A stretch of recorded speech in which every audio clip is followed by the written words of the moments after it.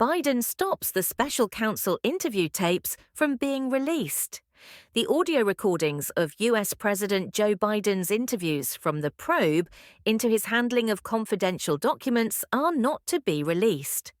Republicans in Congress received a letter from the Justice Department stating that Mr. Biden had claimed executive privilege. Republicans had pushed for the public release of the president's special counsel Robert Hur interviews. In February, Mr. Hur's shocking assessment was made public, casting doubt on Mr. Biden's memory and age. Despite his decision not to press charges against the president, he said in his report that Mr. Biden will probably be remembered as a well-meaning elderly man with a poor memory. The president responded angrily to that, declaring, "I know what the hell I'm doing. I don't require his endorsement."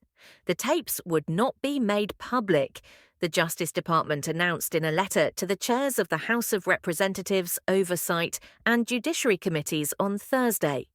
It stated that executive privilege, a legal theory that prevents some records from the executive branch from becoming public, would be used. The department's head, U.S. Attorney General Merrick Garland, also criticized House Republicans for a series of unprecedented and frankly unfounded attacks on the Justice Department. Due to the action, Mr. Garland is probably going to be found in contempt of Congress. In a letter to Mr. Biden on Wednesday, he informed him that legal advisers had concluded the tapes fall within the scope of executive privilege, allowing the White House to refuse to make them public. Mr. Garland mentioned that the president willingly participated in the 5-hour interview with Mr. Hur's team and had fully cooperated with the criminal inquiry. In a separate letter sent on Thursday morning to the committee chairman from his White House counsel, Mr. Biden acknowledged that he was preventing the tapes from being released.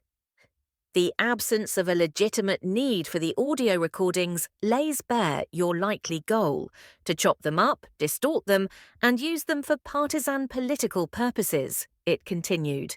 Following a year-long investigation into Mr. Biden's purported mishandling of secret data, following his resignation as vice president in 2017, Mr. Hur's report was made public. It said that throughout his interview, the president was unable to recall information that was pertinent to the investigation. The special counsel continued by saying that Mr. Biden had had difficulty remembering significant events in his own life, such as the years he served as vice president and the passing of his oldest son. Republicans said the research brought to light voter worries regarding his clarity and age. The Vice President, Kamala Harris, declared that Mr. Hur's report was obviously politically motivated. A month after it was released, Mr. Hur testified before Congress, defending his report as necessary, accurate, and fair. Republicans in the House of Representatives have subsequently received complete transcripts of the special counsel's interviews from the Justice Department, along with other pertinent documents. The Republican head of the House Oversight Committee, James Comer, described the decision to withhold the recording's release as curious. Why shouldn't the American people be able to hear the actual audio of his answers? Last month, Mr. Comer wrote in a statement, "Later on Thursday, the Judiciary and Oversight Committees will review resolutions accusing Mr. Garland of contempt. They will go to a vote in front of the entire House if they pass both of the committees. Republicans now possess a 1-seat majority in the House, but it's not clear if they have enough votes to find Mr. Garland in contempt and send him to face charges. Should Mr. Garland be found in contempt, he will share that fate with his predecessors, Eric Holder of the Barack Obama administration and Bill Barr of the Donald Trump administration. The men's respective Justice Departments had both of them facing criminal accusations.